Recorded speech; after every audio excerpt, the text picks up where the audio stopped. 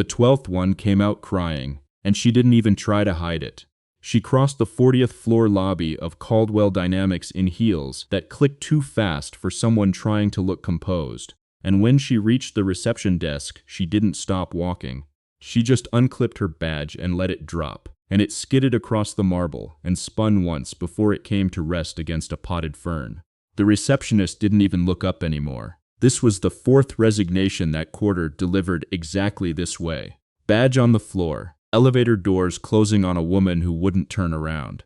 Dylan Mercer was sitting in the row of chairs against the window, a folder of paperwork balanced on his knee, and he watched the whole thing happen the way he used to watch a scene when the sirens were still 2 minutes out, quietly, taking in details, waiting for his moment instead of reacting to the noise.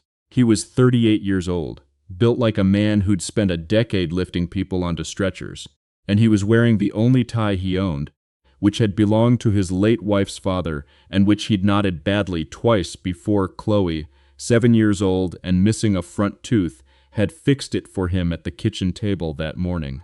He stood up. The receptionist, a woman named Priya who had worked the desk for 6 years and had personally watched 11 other people fail at this exact job, looked at him with something between pity and disbelief. "You don't want to go in there," she said. "Nobody's lasted longer than 9 days. The last one lasted 4 hours. Dylan picked up the fallen badge from beside the fern and set it gently on the desk. "I've had worse mornings," he said, and it wasn't a boast. It was just true, and something in the flatness of how he said it made Priya pause. "Let me try," he said, "to find out how a widowed paramedic with a 7-year-old daughter and no interest in corporate ladders ended up being the one person who could reach Catherine Caldwell, and what it cost both of them to get there, stay until the very end." 4 months earlier, none of this existed. Catherine Caldwell was still the fastest thing on 4 wheels that wasn't technically a car. Still the woman Forbes had called the most dangerous mind in logistics tech for the way she raced hypercars on weekends with the same ruthlessness she brought to boardrooms on Mondays. Caldwell Dynamics moved 11% of the country's warehouse freight through software she'd built herself before she'd turned 30, and at 36 she was worth more than the GDP of some small nations, and she had never once, in the entire history of the company, needed anyone to slow down for her. Then came a stretch of wet asphalt outside Watkins Glen, a guardrail that didn't hold, and 11 hours of surgery that saved her life and took permanently the use of her legs. She came back to work 6 weeks later, against every recommendation from every doctor who'd touched her chart, and the company she returned to run was not ready for who she'd become. She was sharper now, if anything, faster in meetings, more precise in her cruelty when she chose to use it. But something underneath the precision had gone raw and exposed, like a nerve with the skin peeled back, and she had decided, somewhere in that hospital room, that the fastest way to survive being pitied was to make sure nobody ever dared. The assistants who cycled through her office learned this the hard way. She fired the first for adjusting her wheelchair without asking. She fired the second for asking if she needed help at all. She reduced the third to tears in a board meeting for suggesting, gently, kindly, that Catherine take the elevator instead of insisting on the service ramp that added 20 extra minutes to her morning. Word got around the industry fast. Don't apply to be Catherine Caldwell's executive assistant unless you enjoyed public humiliation on a schedule.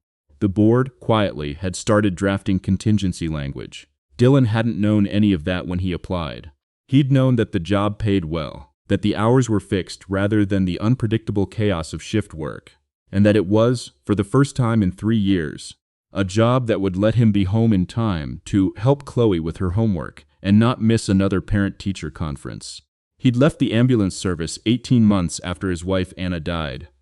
Not because he'd stopped loving the work, but because a 7-year-old doesn't understand why daddy sometimes doesn't come home for 2 days. And he'd promised her, standing over Anna's grave with Chloe's small hand crushing his fingers, that she would never again wonder where he was. He hadn't researched Catherine Caldwell before the interview. He hadn't needed to. He'd spent a decade walking into the worst moments of strangers' lives. Car wrecks, cardiac arrests, a house fire where he'd carried out a child roughly Chloe's age. And he had learned, in that decade, exactly one thing that mattered more than any resume line. People in pain don't need to be handled. They need to be met. So when he walked past Priya's desk that first morning, past the 12th crying woman and her abandoned badge, he wasn't being reckless. He was doing what he'd always done. He knocked once on the frosted glass door of the executive office, didn't wait for an answer, and walked in. Catherine Caldwell was at the window, with her back to the door, the city laid out below her in a grid of gray and glass, her wheelchair angled so that the morning light caught the sharp line of her jaw and nothing else. She didn't turn around. "If you're my 13th candidate," she said, "I should warn you that 13 is my least favorite number. And I've had a terrible morning, and I am fully prepared to make it yours too." "Good," Dylan said. "I've had worse." That was the first thing he ever said to her, and it was the first time in 4 months that anyone in that office had said something to Catherine Caldwell that wasn't a careful, hedged apology for existing near her. She turned the chair, not slowly, not carefully, the fast, confident turn of a woman who still drove that chair the way she used to drive her cars, and looked at him properly for the first time. "Sit down," she said. "Let's see how fast I can make you cry." She meant it as a threat. It would take her 3 more months to understand. It had actually been an invitation, and that Dylan Mercer was the first person in that entire building willing to accept it. The first 6 weeks were a war Catherine fought and, for the first time in her professional life, quietly lost. She threw everything she had at him. She scheduled meetings at 5 in the morning and canceled them at 4:55 just to watch him have already been awake and ready. She corrected his coffee order into cruelty. Too weak, too strong, wrong cup, wrong hand. And he simply adjusted, without comment, without the flinch she was hunting for. She asked him, in front of the entire senior leadership team, whether he'd taken this job because he pitied her, the way everyone else clearly did, dressing their pity up as professionalism. "No," Dylan said, in front of all of them. "I took it because you pay on time and the hours let me pick up my daughter from school. If I pitied you, I'd agree with everything you said. I don't." The room went silent in the particular way. Rooms go silent when someone has just said the true thing nobody else was brave enough to say. Catherine's COO, a man named Foster Reyes who had built a career on never disagreeing with her, actually smiled behind his folder before he caught himself. Catherine didn't fire him that day. She didn't fire him the next day either, though she came close twice, and both times she stopped herself for reasons she couldn't yet name, standing at her window with her hand hovering over the intercom, before turning away and burying herself back in spreadsheets instead. What she couldn't say, what she wouldn't have admitted under oath, was that 6 weeks in, Dylan Mercer had become the only hour of her day that didn't feel like a performance. Everyone else in that building treated her like a piece of expensive glass balanced on the edge of a table, and their carefulness, meant kindly, had become its own kind of cage. Dylan treated her like a person who happened to be sitting instead of standing, and he argued with her freight logistics models with the same blunt confidence he brought to everything else. And twice he had been right. And she had changed course on a 9-figure contract because a former paramedic with no MBA had pointed out a flaw in her routing algorithm that her entire analytics team had missed. It could not last, and it didn't. The breaking point came on a Thursday, in front of the board, during the Meridian Logistics contract renewal. $412 million over 5 years, the largest single client relationship the company had, and the one deal everyone in the room understood could define whether Caldwell Dynamics survived the next decade intact or spent it clawing back market share from 3 hungrier competitors. Catherine had been up for 18 hours straight, running on coffee and the specific brand of exhaustion that made her cruelty sharpen into something closer to cruelty's edge. And when the Meridian executives raised a concern about accessibility compliance in the new distribution centers, a concern that was, Dylan would realize later, entirely reasonable and entirely solvable, Catherine snapped. "I don't need a room full of people who've never had to think about a ramp in their lives lecturing me on accessibility," she said, her voice carrying the particular ice that meant every person at that table would remember this moment for years. "I live it. I don't need it explained to me." The silence that followed wasn't sympathetic. It was the silence of a room realizing the deal had just gotten harder, and every eye in that boardroom turned, instinctively, to Dylan, standing by the door with the coffee service, waiting to see whether he would do what everyone before him had done. Soothe her, apologize on her behalf, absorb the damage. He didn't move to soothe her. He set down the coffee tray, and in front of the Meridian executives, in front of Foster Reyes, in front of the entire board, he said quietly, "That wasn't about the ramp. Apologize, and then let's actually solve it, because right now you're about to lose $400 million over something that has nothing to do with the thing you're actually angry about." Catherine Caldwell had not been spoken to that way by an employee in 11 years. The temperature of the room dropped 10 more degrees. "You're fired," she said. "No, I'm not," Dylan said, "because you know I'm right, and firing me won't make that less true.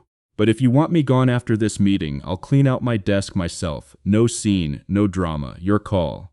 Right now, though, you've got a deal to save." He picked the coffee tray back up and walked out, leaving her alone with the silence and 40 million reasons to hate him. Catherine did not apologize to the room. She sat perfectly still for 11 seconds. Foster counted, later, because he would tell this story for years, and then she turned to the Meridian executives and said, evenly, that her comment had been unprofessional, that accessibility in the new centers would be audited and upgraded to standard within 90 days, at the company's expense, and that she would like to continue the conversation. The deal survived. Dylan's job did not. She called him into her office that evening, alone, the building emptied out around them, and she did not raise her voice. "You don't get to talk to me like that in front of my board," she said. "I don't care if you were right. There has to be a line, and you crossed it, and I need people who understand that." "I understand it fine," Dylan said. "I just don't think the line should be between you and the truth.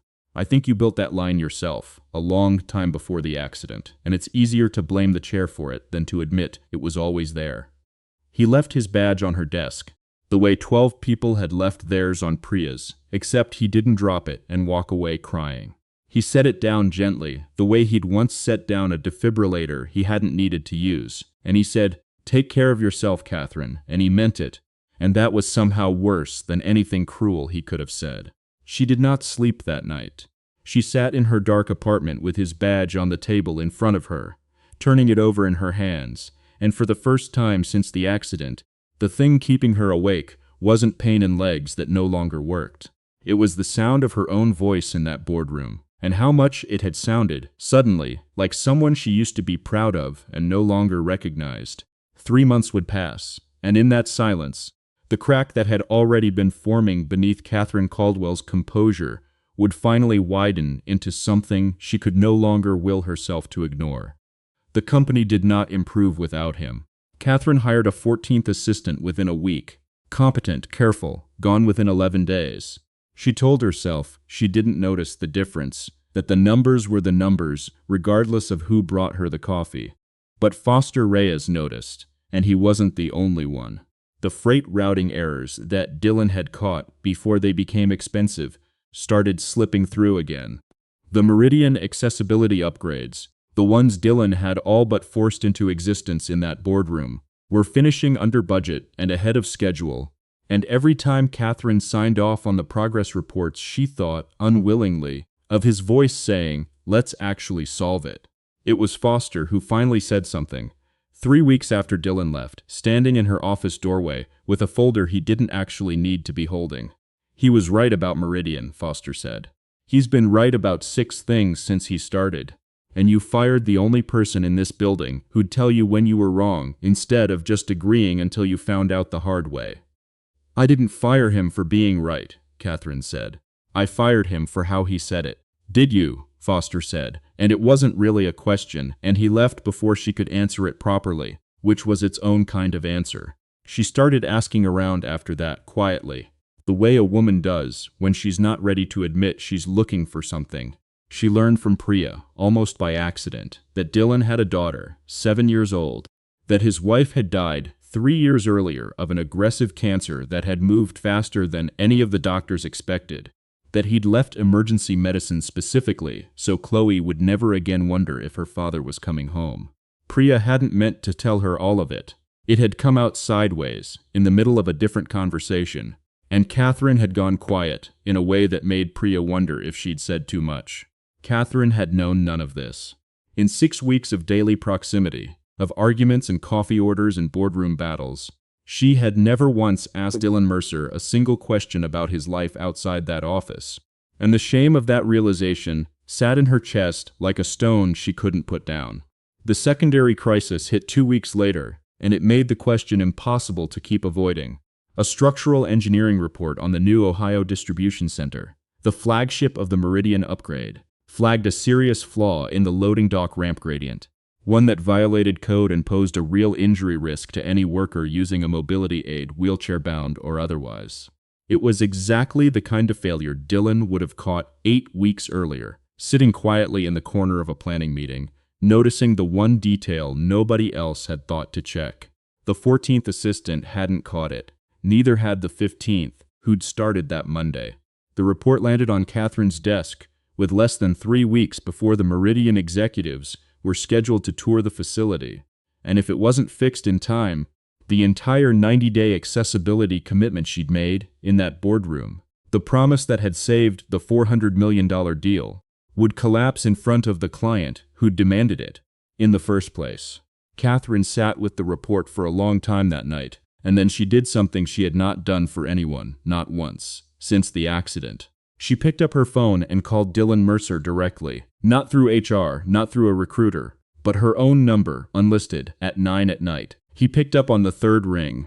She could hear a small voice in the background asking who it was, and Dylan telling Chloe, gently, that it was work. Go finish your reading, I'll be right there. I need your help, Catherine said. No opening pleasantries, because she didn't know how to do those with him and had stopped pretending otherwise. Not as my assistant. I have a structural problem at the Ohio site, and I think you're the only person who'll actually look at it instead of just telling me what I want to hear. There was a pause on the line, and for a moment she thought he'd hang up, and she found she was gripping his old badge, still sitting on her desk where she'd never moved it. I'm not coming back to fetch your coffee, Catherine, he said finally. I'm not asking you to. Then what are you asking? She looked at the report in front of her, and at the badge in her hand, and she said the truest thing she'd said to anyone in 3 years. I'm asking you to help me fix something I don't know how to fix alone. And I'm asking because you were the only person who ever told me the truth, and I fired you for it. And I've been trying to work out for 3 weeks how to say I was wrong about that, without it sounding like something I'd say just to get you back in the building. Dylan was quiet long enough that she heard Chloe's small footsteps somewhere behind him, and then he said, "Send me the report. I'll look at it tonight. No promises past that." It wasn't forgiveness. It wasn't even really an agreement. But it was a door left open half an inch, and Catherine Caldwell, who had spent 3 years learning how to survive with doors closed, found she couldn't stop staring at the light coming through the gap.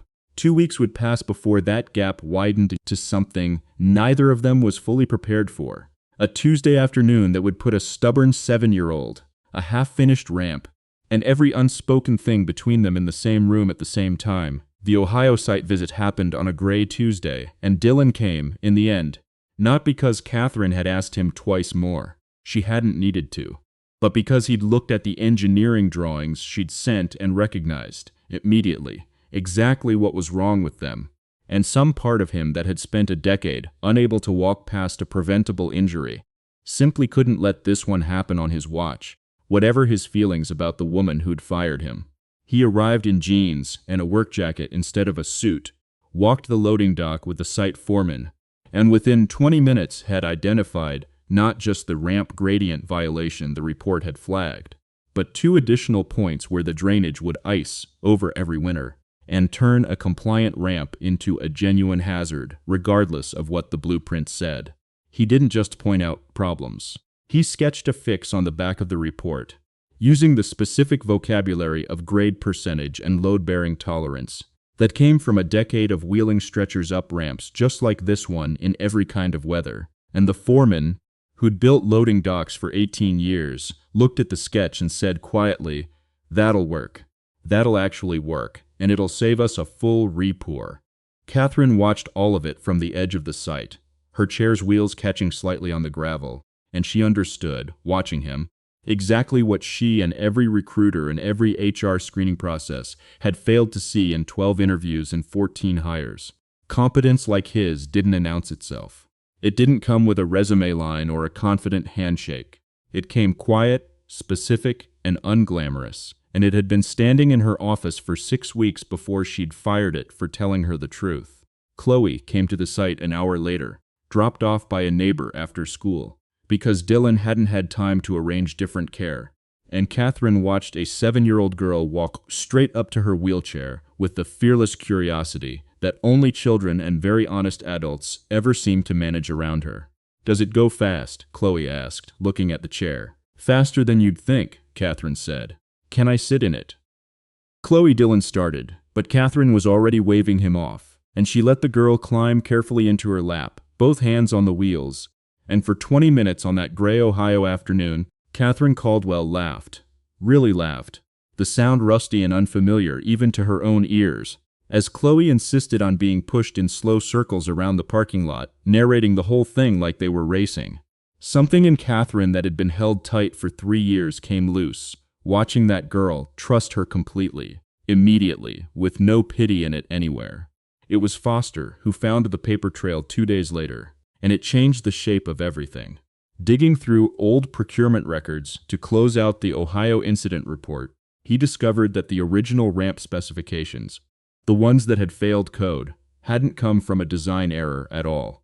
They'd been deliberately altered after the fact by the site's original project lead, a rising executive named Marcus Vance, to cut costs and hit a bonus threshold tied to under-budget delivery, with a signed sign-off memo burying the change in language vague enough that nobody had caught it in review. Marcus Vance had built his reputation at Caldwell Dynamics partly on being the smooth, reasonable voice in every budget meeting, the one who always had a confident answer, the one who had, in fact, been the loudest internal voice, arguing against the accessibility upgrades in the first place, as an unnecessary overcorrection. When Foster brought the memo to Catherine, she read it twice, then sat with it a long time.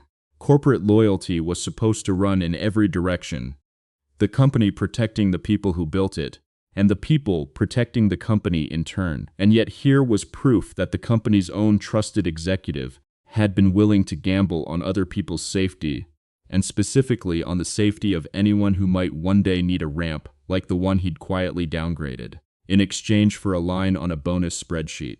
Catherine thought about her own 3 years spent assuming the world simply didn't think about people like her, when the truth, sitting in black and white in Foster's folder, was that at least one person had thought about it very carefully and decided her comfort mattered less than his number. She confronted Marcus Vance in her office the next morning, and he did what men like him always did first: reasonable tone, corporate language. The suggestion that this was being blown out of proportion, that cost discipline was part of his job, that nobody could have predicted the drainage issue. It was only when Catherine set Foster's memo on the desk between them, the one with his own signature at the bottom, that his reasonable tone cracked into something closer to panic, and then, when she told him she was forwarding the file to the board and to Meridian's legal team directly, into something closer to the truth. He'd been confident nobody would ever check. Catherine terminated him that afternoon, and it was the first decision she had made since the accident that felt less like armor and more like clarity. She called Dylan again that evening. This time it wasn't about a ramp. "I want to offer you your job back," she said, "with a raise. And an apology, a real one, not the boardroom kind." "I appreciate that," Dylan said, and she heard in the careful shape of his sentence that something more was coming. "But I need you to understand something first, before I say yes to anything. I didn't come out to that site to get my job back. I came because a ramp was going to hurt somebody, and I couldn't live with knowing that and doing nothing. If you want me back, it can't be because I fixed one problem. It has to be because you actually want to hear the truth even when it's inconvenient, every single day, not just the day it saves you $400 million. Catherine was quiet for a long moment, and then she said the thing she had never said to anyone in that building, not once, not to Foster, not to the board, not to herself in the mirror. "I'm scared of how much I've started to need someone telling me the truth. It's easier to be alone with the version of things I've built for myself. You make that impossible, and some days I resent you for it, and I think that's actually why I fired you, not because you were wrong." It wasn't a full confession. It wasn't the whole shape of what was happening between them, something neither of them had a name for yet, something that had started in arguments about freight routing and grown, unnoticed, into the only honest relationship either of them had let themselves have in years. But it was true, and it was enough, for now. 1 month would pass before the Meridian executives arrived for their final site tour. The visit that would either close the largest deal in the company's history or unravel it completely. And the visit that would force both Catherine and Dylan to decide, in front of everyone who mattered, exactly what they were willing to risk to make things right. The Meridian executives arrived on a clear morning in early spring, and the Ohio facility that greeted them bore no resemblance to the site of 2 months earlier. The ramp Dylan had redesigned had been built to his specifications exactly, tested through a full freeze-thaw cycle, graded and drained the way a decade of pushing stretchers through every kind of weather had taught him it needed to be. The tour was, by every measure, a triumph, and it should have ended there, quietly, with a signed contract and a handshake. Catherine didn't let it end there. Standing at the front of the assembled group, Meridian's executives, her own board, Foster, and the full staff of the Ohio facility gathered for what they'd been told was a routine announcement. She did something no one in that boardroom 8 weeks earlier would have predicted. She told the truth, publicly, completely, in front of everyone whose opinion could have cost her something. She told them that the original ramp failure hadn't been an accident, that it had been a deliberate cost-cutting decision made by a senior executive who had prioritized a bonus over the safety of the people who would use it, and that he no longer worked for the company. She told them the fix had come not from her engineering team, but from a former paramedic she had fired for telling her an uncomfortable truth in a boardroom, and that she was standing in front of them today, on solid ground, specifically because he had cared more about doing the job right than about being welcomed back. I built a company on the idea that the people who actually do the work matter more than the people who talk about it, Catherine said, her voice steady in a way it hadn't been steady in 3 years. I forgot that for a while, after my accident, because it was easier to be feared than to be helped. Dylan Mercer reminded me. I owe him this, in front of all of you, because he'd never have asked for it himself. The Meridian executives signed the renewal that afternoon, not despite the disclosure, but because of it, because a company willing to admit its own failure in public was, in their calculation, one they could trust with the next $400 million. Catherine offered Dylan, in front of the board that afternoon, a formal title, Vice President of Operations Integrity, a corner office, a salary that would have changed his life on paper. He declined all of it, gently, the way he declined most things that came with too much shine and not enough purpose. I don't want a title, he said. I want the accessibility audit protocol we built for Ohio applied to every facility in the company, not just the ones a client happens to be touring. And I want it written into procurement policy so the next Marcus Vance can't quietly cut a corner and call it cost discipline. That's what actually matters. That's what I'll take. Catherine gave him both, and the policy that came out of that Tuesday in Ohio would go on, over the following 2 years, to become an industry standard other logistics firms began quietly adopting themselves. The quiet coda came 4 months later, on an ordinary Saturday that no camera or headline ever recorded. Catherine sat on the back porch of Dylan's small house, a mug of coffee balanced on the arm of her chair, watching Chloe teach her, with immense seriousness, how to properly ice a birthday cake for a stuffed rabbit's birthday party that existed only in Chloe's imagination and mattered that afternoon more than any boardroom either adult had ever sat in. Dylan stood in the doorway with a dish towel over his shoulder, watching the two of them. And for the first time since Anna's funeral, the ache in his chest when he thought of loving someone again wasn't only grief. You know, Catherine said later, after Chloe had gone in to watch cartoons, frosting still on her nose, I used to think worth was something you proved. Numbers, deals, how fast you could go before the crash. I don't think that anymore. What do you think now? Dylan asked. I think it's the people who stay when there's nothing left to prove, she said. I think it's a badge left gently on a desk instead of thrown at it. If there's someone in your life who reminds you of Dylan or Catherine, someone who was written off before anyone bothered to, really see what they were carrying, or someone whose sharp edges turned out to be protecting something soft underneath. We'd love to hear about them. And if stories like this one, about ordinary people choosing honesty over comfort, are ones you want to keep finding here, we're glad to have you along for the next one. Thank you for staying until the end.